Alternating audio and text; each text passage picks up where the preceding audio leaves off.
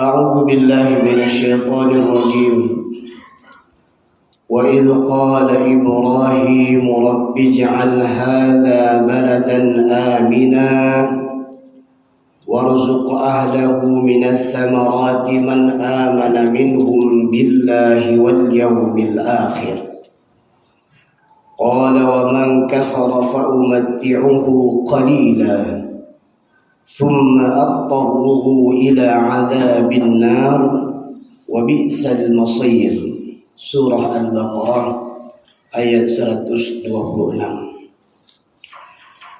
Hadirin sidang jamaah salat Jumat yang dirahmati Allah Subhanahu wa taala. Judul nasihat kita pada kesempatan berbahagia ini adalah renungan surat Al-Baqarah ayat 126. Sebagaimana ayat yang barusan kita bacakan tadi, di sana ayat yang menggambarkan bagaimana ketika Nabiullah Ibrahim alaihissalam berdoa kepada Rabb. Apa doa Nabi Ibrahim? Ij'al, ya Tuhanku, jadikanlah, ij'al hadza baladan amina, jadikanlah negeri ini adalah negeri yang aman sentosa. Yang dimaksudkan negeri yang aman di sini adalah negeri Mekah. Maka hari ini terlihat bagaimana dengan dikabulkan doa Nabiullah Ibrahim alaihissalam. Mekah adalah merupakan kota yang aman, dan di sana dirasakan ketenangan dan kedamaian dalam beribadah. Haram darah artinya tidak boleh ada pembunuhan. Haram harta artinya tidak ada pencurian dan apapun bentuknya, dan berbagai macam bentuk kejahatan dan kemaksiatan lainnya tidak boleh dilakukan di Masjidil Haram. Disinilah makna daripada keamanan. Dalam arti yang lebih luas, ketika kita ingin memahami dalam kehidupan berbangsa, beragama dan bernegara, di antara ciri khas sebuah bangsa yang aman adalah terlihat dari nilai-nilai kebaikan yang ada dalam bangsa tersebut. Dimulai dengan hadirnya pemimpin-pemimpin yang adil, pemimpin-pemimpin yang bijaksana, dan dengan sistem pemilihan yang terbaik, yang insya Allah Indonesia sebentar lagi akan hadir pemilu di depan kita. Maka kalau ingin melihat pemilu yang damai adalah pemilu yang penuh dengan kebaikan, tidak ada kejahatan dan kemaksiatan di dalamnya. Negeri yang aman, daerah yang aman juga terlihat dengan sistem dan konsep bernegara yang terbaik. Sistem dan konsep negara yang mengandung nilai kebaikan. Karena tidak akan mungkin tercipta nilai kedamaian dan keamanan kalau sistem negara tersebut adalah sistem negara yang terburuk. Ketika pemimpinnya adil, sistem pemilihannya terbaik, kemudian konsepnya konsep terbaik, selanjutnya indikasi sebuah negara yang aman dan damai adalah mereka memiliki para konseptor yang terbaik, hadirnya para pemikir-pemikir yang terbaik di samping pemimpin terbaik.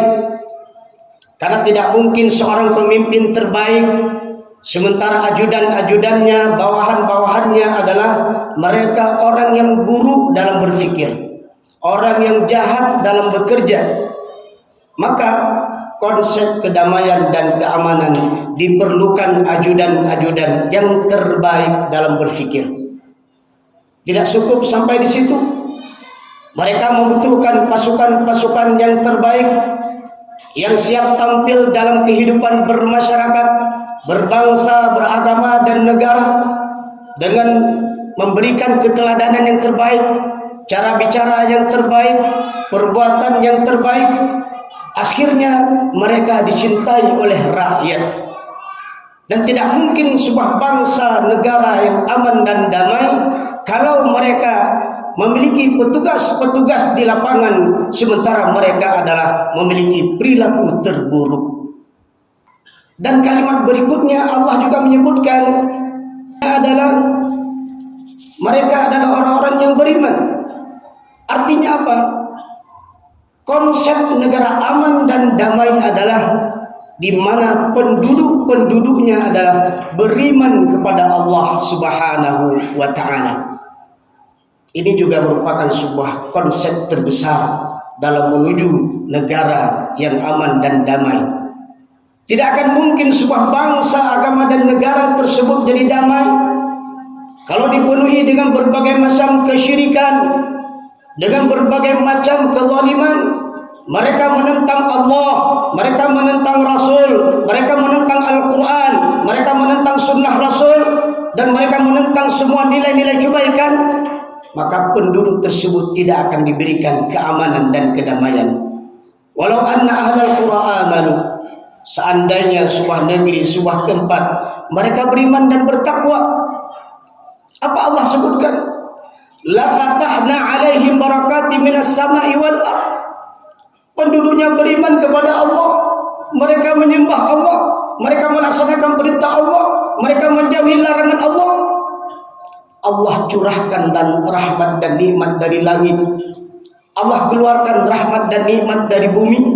Walakin kadzabu, akan tetapi ketika mereka ingkar kepada Allah, mereka ingkar kepada Rasul, mereka ingkar semua perintah-perintah Allah, dan justru mereka melaksanakan apa dilarang oleh Allah dan Rasul, fa'akhadnahum bima kanu yaksibun, maka Allah timpakan azab kepada mereka. Sudah cukup umat-umat terdahulu yang mereka menentang Allah dan Rasul, mereka diazab dengan berbagai macam bentuk azab. Jemaah rahimakumullah, ini filosofis yang luar biasa yang digambarkan di dalam Al-Quran sebagai bentuk gambaran doa Nabiullah Ibrahim alaihissalam pada Allah Subhanahu wa ta'ala. Setelah beliau meminta negeri yang aman, baru kemudian dilanjutkan dengan kalimat berikutnya adalah warzuq ahlahu minats tsamarat. Ketika negeri sudah aman, negeri sudah damai, negeri penuh dengan kenikmatan dan kebaikan, maka kemudian warzuq ahlahu minats tsamarat. Baru kemudian Nabiullah Ibrahim alaihissalam meminta kepada Allah, berikan buah-buahan yang berlimpah kepada penduduk negeri tersebut. Masya Allah. Tidak akan mungkin pembangunan bisa baik, tidak akan mungkin berbagai macam program-program kebaikan bisa dilaksanakan. Apakah itu program jangka pendek atau program jangka panjang, kalau negara tersebut tidak aman dan damai. Nah, ini konsep. Masya Allah.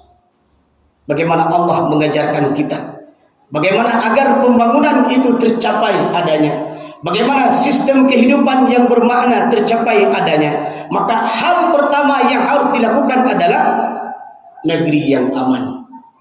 Dan negeri yang aman itu sendiri juga kalau boleh kita tambahkan lagi adalah di mana negeri tersebut tidak ada penjajahan.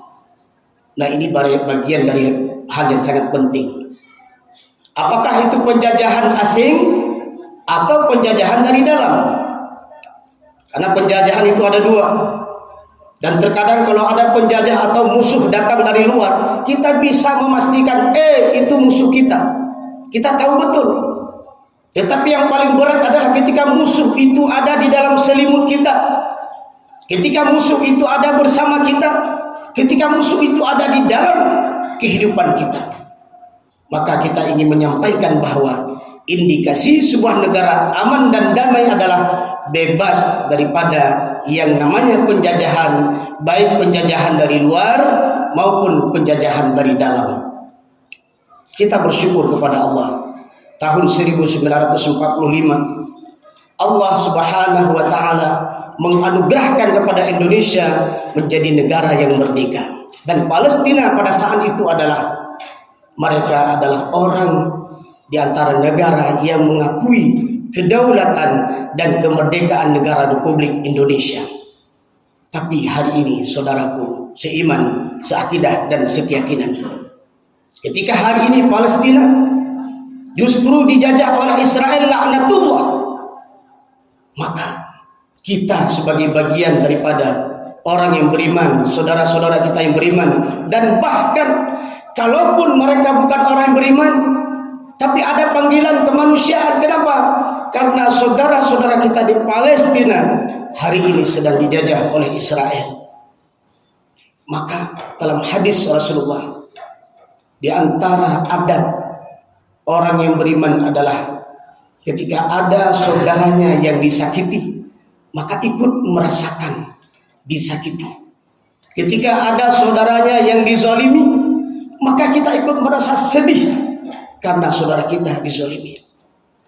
Panjatkan doa-doa terbaik kita, berikan infak dan sedekah terbaik kita. Semoga doa-doa kita panjatkan, infak-infak yang terbaik yang kita berikan walaupun tidak seberapa, semoga itu bisa menolong saudara kita. Semoga Allah cepat memberikan kemerdekaan pada negara Palestina, mereka terbebas daripada penjajahan. Jamaah rahimakumullah, kembali kita kepada surat Al-Baqarah ayat 126 ini. Bagaimana konsep kedamaian kebaikan yang dibangun dalam doa Nabi Ibrahim ini, negara yang aman. Kemudian bagaimana ketika negara tersebut sudah aman, maka mudah untuk mendapatkan dan melaksanakan berbagai macam program kebaikan. Maka jemaah rahimakumullah, Allah ingatkan kembali dalam ayat ini bahwa pentingnya nilai keimanan, karena rahmat dan nikmat Allah diberikan pada orang yang beriman. Pertanyaan, apakah mereka-mereka yang musyrik, mereka-mereka yang kafir diberikan nikmat oleh Allah? Diberikan juga. Allah menyebutkan qala man kafara fa umatti'uhu qalila. Cuman bagi orang kafir itu diberikan nikmat sebentar di dunia ini, hanya sedikit. Fa umatti'u qalila thumma attaru ila 'adzabin nar. Tapi mereka kelak akan disiksa di dalam neraka, api neraka jahanam. Sekaligus menjadi konsep bagi kita bahwa bagaimana kehadiran kehidupan kita di dunia ini adalah pribadi mukmin yang baik, pribadi mukmin yang memiliki komitmen terhadap keimanan dan keislaman kita. Karena sesungguhnya di antara keberuntungan orang yang beriman adalah di samping diberikan nikmat oleh Allah selama hidup di dunia, ada nikmat terbesar yang Allah sediakan pada mereka nanti di akhirat dalam bentuk syurganya Allah Subhanahu wa taala. Sementara pada orang-orang kafir, meskipun mereka diberikan sedikit nikmat di dunia, yang mereka bergembira dengan nikmat tersebut, tetapi ingat, karena keingkaran dan kesyirikan mereka, di akhirat mereka telah ditunggu dengan azab Allah yang maha dahsyat. Jamaah rahimakumullah, ayat singkat yang kita sampaikan ini, nasihat singkat yang kita sampaikan ini menjadi penggugah bagi kita. Bagaimana kita sebagai putra-putra bangsa, jadilah kita orang-orang yang bernegara, berbangsa, beragama yang baik. Jadilah kita pribadi-pribadi yang siap menciptakan nilai kedamaian, kebaikan di dalam berbangsa, beragama, dan bernegara ini. Itu yang pertama. Yang kedua, pribadi kita adalah pribadi komitmen mukmin yang terbaik. Dan yang ketiga adalah mari kita berdoa kepada Allah Subhanahu wa taala. Kondisi keimanan dan kebaikan yang kita laksanakan di dunia ini bukan hanya mendapatkan rahmat dan nikmat di dunia, di akhirat semoga kita dikumpulkan di dalam surganya Jannatul Naim.